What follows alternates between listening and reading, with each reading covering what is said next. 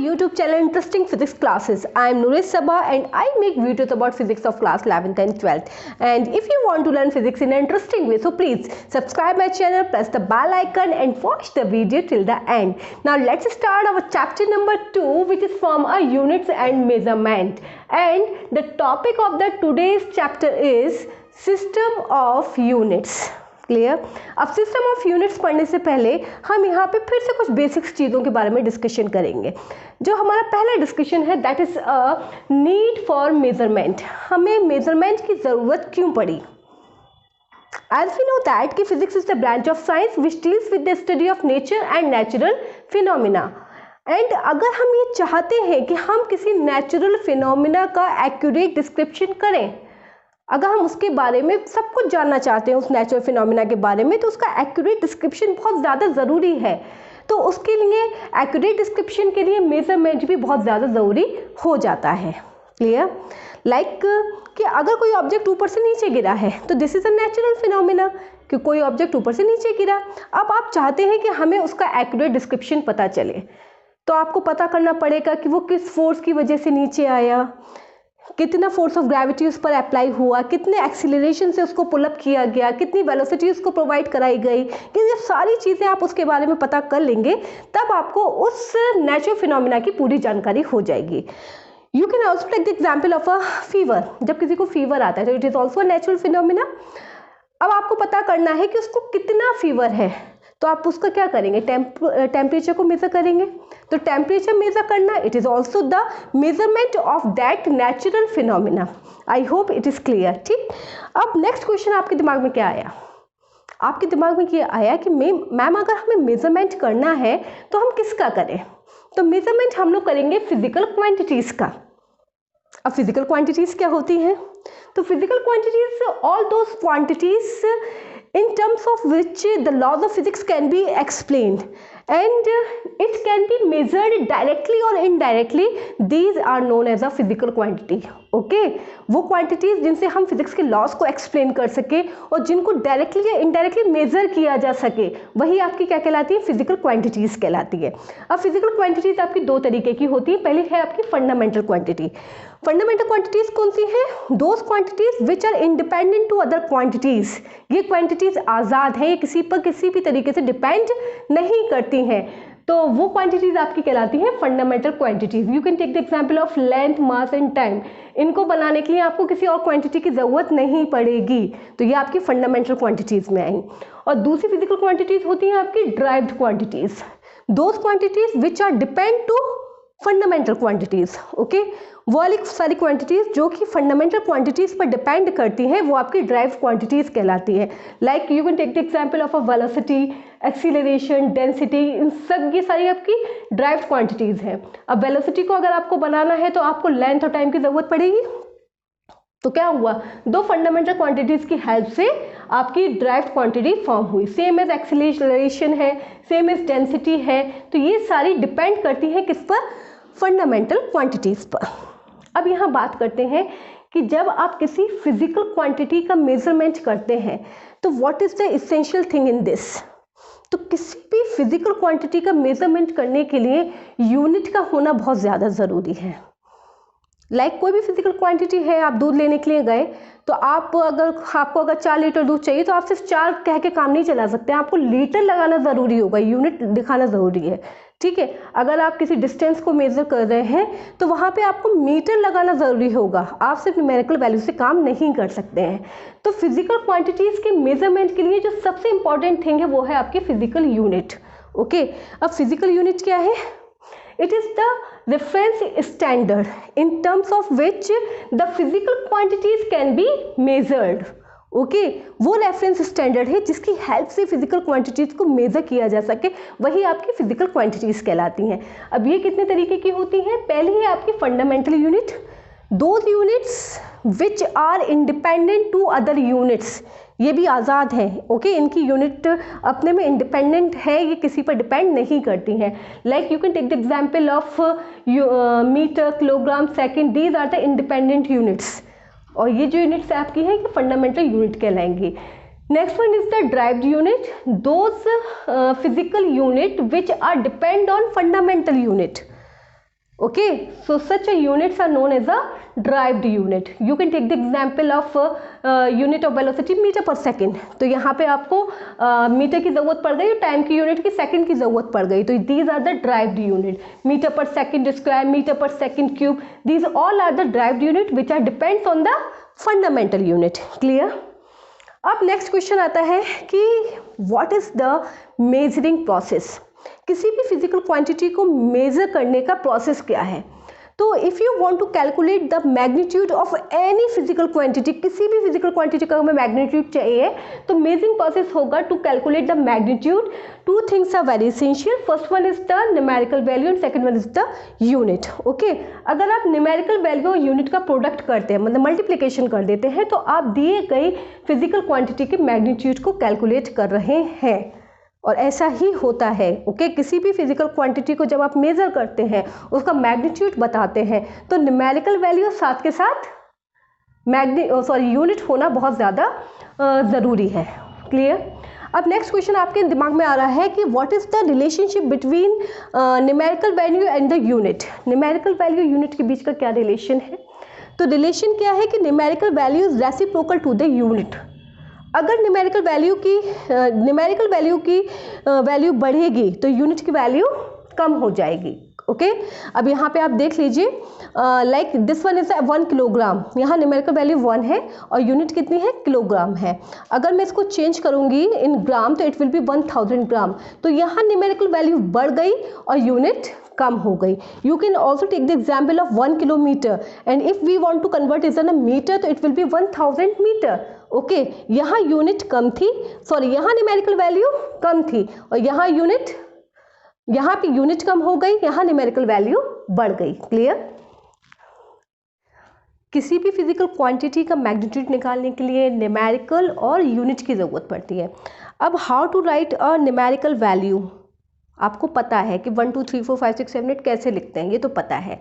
अब सीखने की चीज़ क्या है कि how to write an unit, कि किसी भी अगर यूनिट को आपको लिखना हो तो उसको लिखने का तरीका क्या है। तो इसके कुछ एक स्टेप्स है, उसको आज आप सीखिए। पहला क्या है कि name of the unit always written in small letters. अगर आप किसी यूनिट का नेम लिख रहे हैं, अगर पूरा नाम अगर उस यूनिट का लिख रहे हैं तो वो हमेशा स्मॉल लेटर्स में ही लिखा जाएगा, what ever it is the name of any scientist. अगर किसी साइंटिस्ट के नाम पर भी अगर वो यूनिट लिखी जा रही है तो वो भी स्मॉल लेटर्स में ही लिखी जाएगी। You can take the example of unit of force. अगर फोर्स की यूनिट आपको पता है न्यूटन है और किस पे है, ये साइंटिस्ट के नेम पर है, तो आप इसको स्मॉल लेटर्स में लिखेंगे। यूनिट ऑफ टाइम, इसको भी आप स्मॉल लेटर्स में ही लिखेंगे, इट इज़ इन सेकेंड जानने वाला जो स्टेप है वो ये है कि the symbol of unit named after scientist always be written in capital letter. Okay, unit का जो आप सिंबल लिखेंगे, अगर वो सिंबल साइंटिस्ट के नेम पर है तो वो हमेशा कैपिटल लेटर में ही लिखा जाएगा, और अगर साइंटिस्ट के नेम पर वो नहीं है तो वो हमेशा स्मॉल लेटर में ही लिखा जाएगा। Clear? And the third point is this, the units and symbols are never written in plural form. आप यूनिट्स को और उसके सिंबल्स को कभी भी प्लूरल फॉर्म में नहीं लिख सकते। अगर आप 10 सेकंड लिख रहे हैं ना तो आप उसको 10 सेकंड लिख रहे हैं, 10 सेकंड्स नहीं लिखना है। अगर 1000 मीटर आप लिख रहे हैं तो आप 1000 मीटर ही लिखेंगे, ना कि आप 1000 मीटर्स लिखेंगे। क्लियर? आप कभी भी यूनिट्स को और उनके सिंबल्स को आप कभी भी प्लूरल फॉर्म में नहीं लिख सकते हैं, ये यूनिट लिखने का तरीका है। और चौथा पॉइंट क्या है कि full stops are not written after the symbols. जब सिंबल्स आप लिखते हैं यूनिट्स के तो उनके आगे आप फुल स्टॉप नहीं लगाइए। क्लियर? बगैर फुल स्टॉप के ही सिंबल्स लिखे जाते हैं। तो ये तो हो गया कि how to write an unit, unit लिखने का क्या तरीका होता है। अब यहाँ बात करेंगे कि जो आपका जो बेस्ट यूनिट सिस्टम होगा उसमें कौन कौन से एडवांटेजेस होने चाहिए। तो बेस्ट यूनिट सिस्टम के अंदर पहला तो ये है कि वो यूनिट सिस्टम इजीली रिप्रोड्यूसिबल होना चाहिए। दूसरा, एक्यूरेटली डिफाइंड होना चाहिए, इजीली एक्सेसिबल होना चाहिए। वो यूनिट सिस्टम टाइम के साथ चेंज नहीं होना चाहिए, और साथ के साथ उस यूनिट सिस्टम पर किसी भी फिजिकल कंडीशन के चेंज होने पर उस यूनिट सिस्टम पर किसी भी तरीके का इफेक्ट नहीं पड़ना चाहिए, और सिस्टम मीट्रिक होना चाहिए। ये सारी की सारी खूबियां हैं किसी एक बेस्ट सिस्टम ऑफ यूनिट की। अब जानते हैं कि कौन सा आपका सिस्टम ऑफ यूनिट बेस्ट है। ओके, नाउ अब हम लोग स्टार्ट करते हैं आज का जो आपका टॉपिक है उसके बारे में हम लोग डिस्कशन करेंगे, सिस्टम ऑफ यूनिट्स के बारे में। अब सिस्टम ऑफ यूनिट्स, आपके टोटल सिस्टम ऑफ यूनिट्स 4 हैं, लेकिन आप फिजिक्स में सिर्फ एक ही सिस्टम ऑफ यूनिट पढ़ते हैं, that is the SI system of unit. Okay, तो अब यहाँ पे अगर हम लोग सिस्टम ऑफ यूनिट्स की बात करें तो आप जान तो चुके हैं ना कि कैसे हम यूनिट्स को लिखते हैं और कौन कौन से एडवांटेजेस होने चाहिए यूनिट के लिए। तो पहला जो सिस्टम ऑफ यूनिट है that is a FPS system. That FPS system is a British system. Clear? FPS system में क्या था कि unit of a length, mass and time is the foot, pound and second. Okay, length की unit foot थी और मास की unit pound थी और टाइम की यूनिट क्या थी, सेकंड थी। लेकिन ये वाला जो सिस्टम था ये एक फेलियर सिस्टम साबित हुआ, क्योंकि बहुत ज़्यादा आगे टाइम तक नहीं चल पाया, क्योंकि इस सिस्टम में जो अच्छे एडवांटेजेस होने चाहिए किसी यूनिट ऑफ सिस्टम के वो इसके अंदर नहीं आ रहे थे। हालांकि ये सिस्टम आज भी चलता है, ठीक है, आज भी ये चल रहा है। लाइक अगर आप किसी का अगर हाइट के बारे में पता करते हैं कि आपकी हाइट कितना है, तो वो अपनी हाइट को मीटर या मीटर में नहीं बताता है, वो अपनी हाइट को फुट में ही बताता है। ओके, आप अगर जिम में जाते हैं तो वहाँ पे जो आपके रखे हुए हैं सारे के सारे ऑब्जेक्ट्स, वो सारे के सारे आपके पाउंड्स में आपको मिलते हैं। तो आज भी सिस्टम ऑफ यूनिट का इस्तेमाल हो रहा है, लेकिन उस लेवल पे नहीं हो रहा है जिस लेवल पे होना चाहिए, तो इसलिए इसको फेलियर सिस्टम ऑफ यूनिट कहा गया। दूसरा जो आपका सिस्टम ऑफ यूनिट था that is a CGS system. Okay, इसमें लेंथ की यूनिट सेंटीमीटर थी, मास की यूनिट ग्राम थी और टाइम की यूनिट सेकंड थी, and this is a Gaussian system कहलाता था।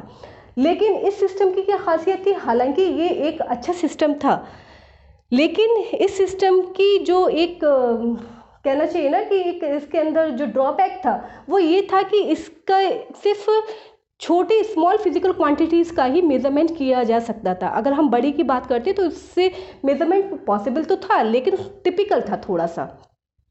फिर क्या हुआ? फिर तीसरा सिस्टम ऑफ यूनिट आया that is the MK system. MK system में लेंथ की यूनिट को मीटर कंसीडर किया गया, मास की यूनिट को किलोग्राम कंसीडर किया गया और टाइम की यूनिट को सेकंड कंसीडर किया गया। It is also a Gaussian system. ये बहुत अच्छा सिस्टम था, इसको बहुत अच्छे से फिजिक्स में इसका इस्तेमाल किया गया। लेकिन हुआ क्या इस सिस्टम के अंदर कि ये सिस्टम फिजिक्स का जो मैकेनिक्स वाला पार्ट था उसमें तो बहुत अच्छे से यूज़ हो रहा था, लेकिन आगे आगे जैसे फिजिक्स बढ़ना स्टार्ट हुई, लाइक थर्मोडायनेमिक्स का पार्ट आया, क्वांटम फिजिक्स का पार्ट आया, इलेक्ट्रोमैग्नेटिज्म का पार्ट आया, ये जब सारे पार्ट्स आए तो वहाँ पे एक मिक्सचर बन गया कि भाई अब कैसे करें, क्योंकि अब इनके पास वो फिजिकल क्वांटिटीज़ तो आ गई हैं, लेकिन उन फिजिकल क्वांटिटीज़ को मेज़र करने की कौन सी यूनिट होनी चाहिए वो उनको नहीं पता था। तो इसलिए कि मैकेनिक्स में तो बहुत अच्छे से आज भी चल रहा है, लेकिन अगर हम होल सभी साइंस की ब्रांचेस की अगर हम बात करें तो उसमें ये एक फेलियर सिस्टम भी साबित हुआ। फिर क्या हुआ? फिर एक नया सिस्टम आया that is the international system of units, जो कि पूरे हमारी दुनिया में अपनाया जा रहा है। This is known as a SI system of unit, और ये आपका 1969 में आया था, और इसमें आपको 7 फंडामेंटल क्वांटिटीज़ दी गई थी। जैसे जैसे इन्वेंशन चीज़ों का होता गया, इलेक्ट्रिक करंट आया आपके सामने, टेम्परेचर आया, ल्यूमिनस इंटेंसिटी आई, जैसे जैसे चीज़ें आपके सामने आती गई वैसे वैसे उनको यूनिट्स दी गई। तो 1969 में 7 फंडामेंटल क्वांटिटीज़ को यूनिट दी गई थी। पहला मास की जो यूनिट थी वो किलोग्राम थी, लेंथ की मीटर थी, टाइम की सेकंड। फिर टेम्परेचर इन्वेंट हो गया था तो उसकी यूनिट केल्विन डिसाइड करी गई। It is the name of the scientist. Okay, scientist के नेम पर। अब देखिए मैंने यहाँ पे यूनिट कैसे लिखी है, कैपिटल में। अगर यूनिट आपके साइंटिस्ट के नेम की है तो सिंबल आप हमेशा किस में लिखेंगे, कैपिटल लेटर में लिखेंगे, ठीक है। इलेक्ट्रिक करंट की यूनिट एम्पियर दी गई। फिर ल्यूमिनस इंटेंसिटी, जहाँ रोशनी की बातें करी गई तो उसकी यूनिट कैंडेला दी गई, और क्वांटिटी ऑफ मैटर की यूनिट मोल दी गई। आप इसको केमिस्ट्री में पढ़ेंगे क्वांटिटी ऑफ मैटर को, ठीक है ना। अगर सबस्टेंस को अगर आपको तोलना है तो उसमें किस यूनिट का इस्तेमाल करते हैं, दैट इज़ अ मोल। उसके बाद क्या हुआ कि 1969 के बाद फिर और भी ज़्यादा इन्वेंशंस हुए, और फिर लोगों को नहीं समझ में आया कि how can we calculate the unit of a circle and how can we calculate the angle of a solid sphere. Okay, circle के एंगल को हम कैसे मेज़र करें और सॉलिड के एंगल को हम कैसे मेज़र करें। फिर दोबारा से मीटिंग बैठी गई, दैट इज़ इन 1971 में। ओके, तब जो 2 यूनिट आई आपके सामने, these are the supplementary units. तो पहली चीज़ तो ये कि हम इन यूनिट्स को सप्लीमेंट्री यूनिट्स क्यों कहते हैं, इसलिए कहते हैं क्योंकि ये फंडामेंटल यूनिट्स के साथ नहीं आई थी, बाद में आई थी। अगर आप एग्जामिनेशन में अगर आपके मार्क्स कम आते हैं तो आपकी क्या आती है, सप्लीमेंट्री आती है, बाद में आप उसका एग्जाम देते हैं। तो ये वाली यूनिट बाद में आई थी, that is why it is called supplementary units. And you can also say that कि ये जो यूनिट्स हैं इनकी कोई डायमेंशंस नहीं है। अब घबराना नहीं है, ओके। डायमेंशंस नया वर्ड आया है आपके सामने, इनकी कोई डायमेंशंस नहीं है। अभी आपका चैप्टर नंबर 3 में आप डायमेंशन पढ़ेंगे, तो इनकी कोई डायमेंशन नहीं है, इस वजह से भी इनको हम लोग सप्लीमेंट्री यूनिट्स कहते हैं। अब सप्लीमेंट्री यूनिट्स में क्या हुआ कि we want to calculate the angle of a circle. अगर हमें सर्किल के एंगल को मेजर करना है तो वो हमारा प्लेन एंगल में आया, और प्लेन एंगल की जो यूनिट हुई दैट इज अ रेडियन। और अगर हमें किसी सॉलिड स्फीयर के एंगल को मेजर करना है तो वो किस में आया, आपका सॉलिड एंगल में, और उसकी यूनिट हुई आपकी स्टेरेडियन। Is it clear? तो अब हम ये जान चुके हैं कि हमारा जो बेस्ट सिस्टम ऑफ यूनिट है ना, वो ऐसा ही सिस्टम है जिसमें आपकी 7 फंडामेंटल क्वांटिटीज़ हैं और 2 आपकी सप्लीमेंट्री क्वांटिटीज़ हैं। क्यों है वो भी हम जान चुके हैं। अब यहाँ पे जो आपकी 7 फंडामेंटल क्वांटिटीज़ हैं उनकी डेफिनेशंस मैं आपको नहीं कराऊंगी, आप एनसीईआरटी की बुक लीजिए, उसमें आप रीड कर लीजिए, क्योंकि it is not much very important, बहुत ज़्यादा इंपॉर्टेंट नहीं है वो, ठीक है। लेकिन जो आपकी सप्लीमेंट्री आपकी क्वांटिटीज़ हैं उनमें जो आपकी फिजिकल क्वांटिटीज़ आती हैं, लाइक आपका plane angle and solid angle, तो ये इंपॉर्टेंट है। तो यहाँ की मैं आपको इनकी डेफिनेशंस आपको समझा दूँ कि पहला जो है आपका प्लेन एंगल है, उसकी यूनिट क्या है, that is a radian, okay. अगर मैं 1 रेडियन को कैलकुलेट करना चाहूँ तो 1 रेडियन क्या हो जाएगा, 1 radian is the angle subtended at the centre of a circle by an arc equal in length to the radius of a circle, okay, that is a 1 radian. और ये angle कहाँ पे फॉर्म होगा, हमेशा circle में form होगा, इस चीज़ का ध्यान रखिए आप, ओके। अब यहाँ पे देख लीजिए कि यहाँ पे जो एंगल फॉर्म हुआ है सर्किल के due to this arc, this is D theta, okay. और आपको पता है, आपने 10th स्टैंडर्ड में पढ़ा होगा कि एंगल इज इक्वल टू कितना होता है, that is arc upon radius. तो डी थीटा अगर एंगल है तो what will be the arc, arc is a DS and radius is R, तो DS upon R, and if you want to calculate it तो it is in radian. अब ये नहीं सोचना है कि आपको एंगल को डिग्री में कैलकुलेट करना है, एंगल की जो यूनिट होती है वो आपकी रेडियन होती है, प्लेन एंगल की यूनिट, तो आप इसको किस में कैलकुलेट करेंगे, रेडियन में कैलकुलेट करेंगे। अगर मैं यहाँ पे कुछ एक टर्म्स है which is related to the plane angle से रिलेटेड आपके टर्म्स रिलेट करते हैं, like pi radian equal to होता है आपका 180 डिग्री के, and if I want to calculate the value of 1 radian तो 1 रेडियन हो जाएगा आपका 180 degree upon pi. So 1 radian की वैल्यू अगर मैं कैलकुलेट करूँ for putting the value of pi that is 22/7 होती है, जब आप इसको कैलकुलेट करेंगे तो इट विल बी 57.7 डिग्री। तो 1 रेडियन जो होगा वो डिग्री में अगर आप इसको लिखेंगे तो दिस विल बी 57.7 डिग्री आएगा ये आपका, ठीक है। अभी इसी 1 रेडियन के अंदर जो आपके और भी इंपॉर्टेंट टर्म्स है वो ये है आपके कि 1 डिग्री ऑफ आर्क, ये जो आपको 1 डिग्री ऑफ आर्क होता है, ये आर्क का 1 डिग्री है, यहाँ पे जो 1 डिग्री जो फॉर्म होगा वो किसका होगा, इस आर्क की वजह से होगा। ये जो आपका 1 डिग्री ऑफ आर्क है this will be equal to 60 minute of arc, don't be confused it, okay, कि मिनट और सेकंड, घड़ी के मिनट और सेकंड्स की बात नहीं हो रही है, ये आर्क के मिनट और सेकंड्स हैं। कैसे हैं वो मैं भी आपको बताती हूँ। तो 1 डिग्री इज इक्वल टू कितना है आपका 60 मिनट ऑफ आर्क है, और अगर ये जो मिनट है, मिनट को आप कैसे रिप्रेजेंट करेंगे, 60 के ऊपर आपने डैश, जो एक डैश लगाएंगे वो आपको मिनट को रिप्रेजेंट करेगा। अगर आप 1 मिनट को रिप्रेजेंट करना चाहते हैं तो 1 मिनट ऑफ आर्क बराबर होता है आपका 60 सेकेंड ऑफ आर्क। आपको क्या करना होगा, सेकेंड को रिप्रेजेंट करने के लिए ऊपर की तरफ 2 डैश लगाने पड़ेंगे, क्लियर। अब कंफ्यूज तो नहीं होना है, ये जो मैं आपका मिनट और सेकंड आपको बता रही हूँ ये घड़ी की बात नहीं हो रही है। आपके पास ज्योमेट्री बॉक्स है, ज्योमेट्री बॉक्स में प्रोटेक्टर होता है, हाफ मून की शेप में होता है, वो आपने देखा होगा। तो प्रोटेक्टर के अंदर अगर आप एंगल मेजर करते हैं तो वो आपका 0 से लेके 180 डिग्री तक का होता है, वो एंगल मेजर कर सकता है 0 से लेके 180 डिग्री तक का। तो अगर मैं 1 डिग्री की बात करूँ तो 0 से लेके अगर आप 1 तक गए तो कितना हो गया 1 डिग्री। आप उस 1 डिग्री को उठा लीजिए और उस 1 डिग्री के 7 टुकड़े कर दीजिए, ओके। आपको क्या करना है, उस 1 डिग्री के 7 टुकड़े कर देना है, तो वो हो जाएगा 60 मिनट ऑफ आर्क। बात आई समझ में। अब आपने उस 1 डिग्री के 7 टुकड़े करे और उस टुकड़े में से सिर्फ एक टुकड़ा उठाइए तो वो होगा आपका 1 मिनट, और उस एक टुकड़े के भी 7 टुकड़े कर दीजिए तो वो आपका क्या हो जाएगा 60 सेकेंड ऑफ आर्क, क्लियर। तो दिमाग में ये बात फीड करके रखिए कि यहाँ पे आर्क के मिनट और सेकंड की बात हो रही है, ना कि घड़ी के मिनट और सेकंड्स की बात हो रही है। दूसरा है आपका 1 स्टेरेडियन। ये वाला एंगल आपका कहाँ फॉर्म होगा? सॉलिड स्फीयर में। Like you can take the example of the watermelon. Watermelon का पीस निकालते हो तो सेंटर से जो एंगल फॉर्म हो रहा है that is a steradian. Okay, solid के अंदर जो सेंटर से एंगल फॉर्म होगा वो आपका स्टेरेडियन कहलाता है। तो 1 स्टेरेडियन क्या है? 1 steradian is the solid angle subtended at the centre of a sphere which is equal in area to the square of radius of the sphere. अगर मैं स्फीयर को इस तरीके से कट करूंगी तो कुछ इस तरीके से कॉनिकल शेप में आपको मिलता है।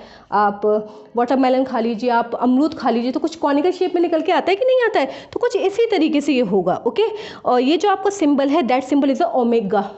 स्टेरेडियन के लिए जो एंगल जो आपका स्टेरेडियन है इसके लिए जो मैं सिंबल यूज़ करूँगी दैट इज़ अ ओमेगा। तो D omega is equal to हो जाएगा ये आपका D upon R square steradian. Clear?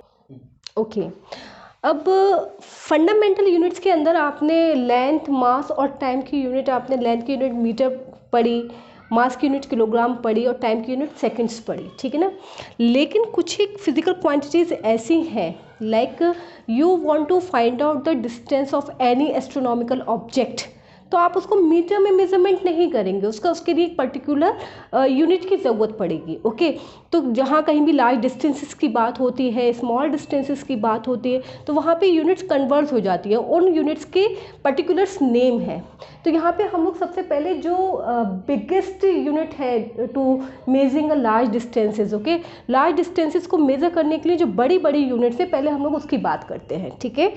तो इसमें जो सबसे पहली यूनिट आपकी निकल कर आती है that is a astronomical unit. अब एस्ट्रोनॉमिकल यूनिट क्या है? It is the average distance from centre of the sun from centre of the earth, ठीक है। सन के सेंटर से लेके अर्थ के सेंटर की जो बीच की डिस्टेंस होती है वो आपकी एस्ट्रोनॉमिकल यूनिट में कैलकुलेट करी जाती है। और 1 एस्ट्रोनॉमिकल यूनिट की वैल्यू होती है आपकी 1.5 × 10⁻11 मीटर। क्लियर? तो सन से लेके अर्थ तक की अगर कोई आपसे डिस्टेंस पूछता है तो आप आराम से बताइए कि it is 1 astronomical unit. Clear? दूसरा क्या है आपका 1 light year. 1 light year it is also the unit of a distance. 1 light year क्या है? It is a light travelled by it is a distance travelled by a light in 1 year. Okay, एक साल में light जितनी distance travel करती है vacuum में वही डिस्टेंस आपकी क्या कहलाती है? 1 लाइट ईयर कहलाती है। And the value of the 1 light year is 9.46 × 10⁻15 metre. और जो सबसे बड़ी यूनिट आती है आपकी to measuring a large distances that is a parallactic second. इसको हम लोग पार्सिक भी कहते हैं। अब पार्सिक क्या है? 1 parsec is the radius of the circle at the center of which an arc of the circle 1 astronomical unit long subtends an angle of 1 second। Okay, क्या मतलब है आपका कि जो 1 पार्सेक है वो एक ऐसे सर्किल की रेडियस है, कैसे सर्किल की, जिसकी आर्क आपकी कितनी है? 1 एस्ट्रोनॉमिकल यूनिट। लाइक यहाँ पे आपका सन है और यहाँ पे आपका अर्थ है, तो इन दोनों के जो बीच की डिस्टेंस है वो आपकी हो गई 1 एस्ट्रोनॉमिकल यूनिट। ये एक आर्क फॉर्म हो रही है और इस आर्क की वजह से कितने डिग्री का एंगल कहीं दूर जाके बनना है? 1 सेकंड का एंगल फॉर्म हो रहा है। इमेजिनेशन करिए, अभी मैंने आपको बताया था क्या 1 डिग्री को 60 टुकड़ों में डिवाइड कर दीजिए तो वो आपका 60 मिनट हो गया, उसमें से एक टुकड़ा उठा लीजिए और उस टुकड़े को भी आप 60 टुकड़े कर दीजिए, उसमें से एक टुकड़ा उठा लीजिए, तो वो आपका क्या है? 1 सेकंड ऑफ आर्क। तो ये जो आपका एस्ट्रोनॉमिकल यूनिट है वो किसी पॉइंट पर जाकर 1 सेकंड का अगर एंगल फॉर्म करता है तो वहाँ से लेके जो डिस्टेंस होगी उस ऑब्जेक्ट की वो आपकी कहलाएगी parallactic second, that is a parsec. And the value of 1 parsec is 3.1 × 10⁻16 metre. Okay, अब बात यहाँ करते हैं हम लोग स्मॉलेस्ट यूनिट ऑफ लेंथ की, कि लेंथ की आपकी कौन कौन सी यूनिट स्मॉलेस्ट है। ओके, बहुत सारी है वैसे, यहाँ पे सिर्फ मैं 3-4 की बात करूँगी। एक है आपकी 1 micrometre, this is equal to 10⁻⁻6 metre. And this one is a 1 nanometer, it is equals to 10⁻⁻9 meter. This one is a 1 degree angstrom and it will be equals to 10⁻⁻10 meter. And the smallest unit of the length is the femtometre, fermi जिसको हम लोग बोलते हैं, and this will be equal to 10⁻⁻15 metre. और यही unit helpful होती है to find the radius of the atom, to find the size of the atom. किसी भी एटम का साइज रेडियस अगर हमें पता करना है तो हम लोग इस वाली यूनिट का इस्तेमाल करते हैं, ठीक है। अब यहाँ पे हम लोग बात करेंगे कि मास की जो है वो बिगेस्ट यूनिट कौन सी है और स्मॉलेस्ट यूनिट कौन सी है। तो मास मेजर करने की जो बिगेस्ट यूनिट है that is the Chandrasekhar limit, okay. और चंद्रशेखर लिमिट बराबर होती है आपकी 1.4 times mass of the sun, okay. Sun के 1.4 टाइम्स बराबर होती है 1 Chandrasekhar limit. The next one is the smallest unit of the mass. Smallest unit of the mass is the 1 atomic mass unit, and it will be equals to 1.6 into 10⁻⁻27 kilogram. Okay, 1 atomic mass unit क्या होती है? It is the mass of the carbon atom. 1/12th part of the mass of the carbon atom. Carbon atom का भी 12th part कर दो, उसका mass ही है, okay? तो this will be 1.6 into 10⁻⁻27 kilogram. अब यहाँ बात करते हैं टाइम की। टाइम की जो सबसे बिगेस्ट यूनिट है that is a solar year. Solar year क्या होती है? It is the time taken by the earth to complete one revolution, okay. Earth अपना सन के चारों तरफ एक रेवोल्यूशन कंप्लीट करने में जितना टाइम लेती है that is a solar year, and 1 solar year बराबर होता है आपका 365.25 सोलर डेज के बराबर होता है, clear. And the smallest unit of the time is the shake, and 1 shake will be equals to 10⁻⁻8 second, okay. This is all about the today's lecture number 1 system of units. अब last में मैं आपको यहाँ पे formulas लिख दिए हैं मैंने, यहाँ पे आपको इन सारे फॉर्मूलाज को उतार लेना है और इस एक्सरसाइज से रिलेटेड, इस चैप्टर से रिलेटेड जो भी एक्सरसाइज है आपको उसको सॉल्व करके देखना है। मे भी कोई दिक्कत या परेशानी नहीं आनी चाहिए, और अगर आती है तो अपकमिंग जो आपके आने वाले वीडियोज़ है उसमें हम न्यूमेरिकल्स भी सॉल्व कराएंगे। That's all about today's lecture. Video को ज़्यादा से ज़्यादा लाइक, शेयर एंड सब्सक्राइब करिए। Thank you so much.